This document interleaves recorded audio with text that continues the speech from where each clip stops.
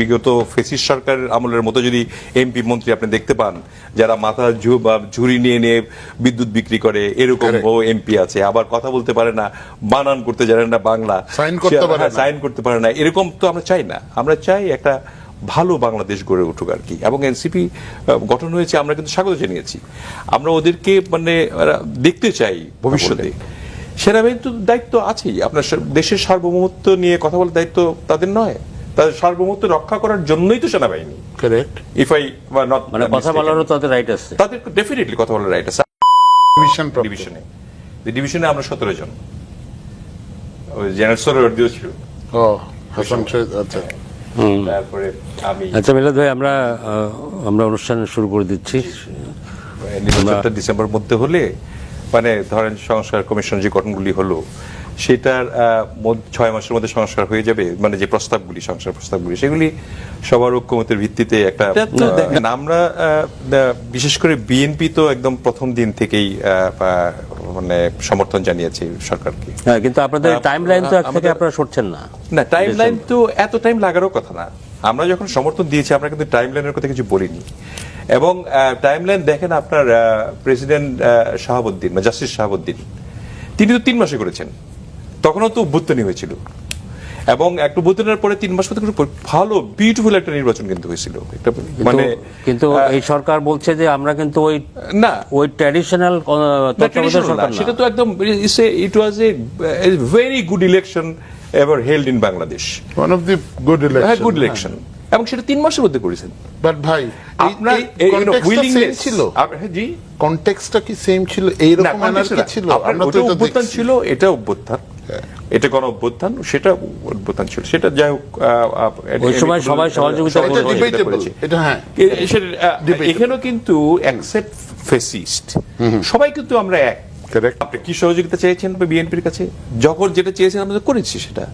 আমরা না হলে দেখেন, এই 5ই আগস্টের পরে এনসিপির ধরেন ওরা ঢাকায় কিছু ওরা কাজ করছে, আর সমগ্র বাংলাদেশ, এই যে পুলিশ নাই, আপনার 5ই আগস্ট থেকে 3 দিন সরকার নাই, আপনার এগুলি কারা মেনটেন করেছে? হ্যাঁ, ঢাকায় ওরা বলতে পারে, এনসিপির ও বলতে পারে যে আমরা কাজ করেছি, আমরা তাদের সঙ্গে কাজ করেছি। জনগণ মাঠে নেমেছে, পাহারা দিয়েছে প্রত্যেকটা আপনার ওটা আগে। আমি কারেন্টে এখন বর্তমান পরিস্থিতি বলছি, এই বর্তমান পরিস্থিতি দেখেন। উনি যে ওই যে সেনাবাহিনীর কথা বললেন, সেনাবাহিনীর তো দায়িত্ব আছেই, আপনার দেশের সার্বভৌমত্ব নিয়ে কথা বলার দায়িত্ব তাদের নয়, তাদের সার্বভৌমত্ব রক্ষা করার জন্যই তো সেনাবাহিনী। কারেক্ট। ইফ আই নট মানে কথা বলারও তাদের রাইট আছে, তাদের ডেফিনেটলি কথা বলার রাইট আছে। আপনি করিডোর দিয়ে দিচ্ছেন, আপনি বন্দর দিয়ে দিচ্ছেন, আপনি যেটা তো আমাদের স্নেহের মানুষ হওয়া দরকার আর কি। কারণ আমরা রাজনীতিবিদ তৈরিও হইতে হবে না দেশে। তো মানে এই বিগত ফেসিস সরকারের আমলের মতো যদি এমপি মন্ত্রী আপনি দেখতে পান যারা মাথা ঝুড়ি নিয়ে নিয়ে বিদ্যুৎ বিক্রি করে, এরকম ও এমপি আছে। আবার কথা বলতে পারে না, বানান করতে জানে না, বাংলা সাইন করতে পারে না, এরকম তো আমরা চাই না। আমরা চাই একটা ভালো বাংলাদেশ গড়ে উঠুক আর কি। এবং এনসিপি গঠন হয়েছে, আমরা কিন্তু স্বাগত জানিয়েছি। আমরা ওদেরকে মানে দেখতে চাই ভবিষ্যতে। দেখেন, মানে আমাদের যে এখন নেতা, ভারপ্রাপ্ত চেয়ারম্যান তারেক রহমান, সে কিন্তু বারবারই বলছে যে আমরা একটা জাতীয় সরকার করব। আমরা কিন্তু ইভেন নিরঙ্কুশ সংখ্যাগরিষ্ঠ আপনার ইলেকশন, যে একটা জাতীয় সরকার করবো এবং দ্বিকক্ষ বিশিষ্ট পার্লামেন্ট করব, so that everybody will be there, involvement will be there, stakeholder থাকবে, সব স্টেকহোল্ডার থাকবে, থেকে সবাই মিলে এই দেশটাকে গড়তে হবে। এটা কনসেপ্টটা কি হবে, এটা সবাই মিলে আলোচনা করে করা যাবে। দেশ গড়ার জন্য যদি এরকম হয় আর কি, একটা বিরোধী দল তো বিরোধী দল থাকবে, হয়তো শক্তিশালী বিরোধী দল, হ্যাঁ থাকবে। হ্যাঁ, আমরা ডেমোক্রেসিটাকে ভালোভাবে আপনার এটাকে নারিশ করতে হলে যে ধরনের পার্লামেন্ট হওয়া দরকার সেই ধরনের পার্লামেন্টই হওয়া উচিত, এবং সেইভাবেই করা হবে।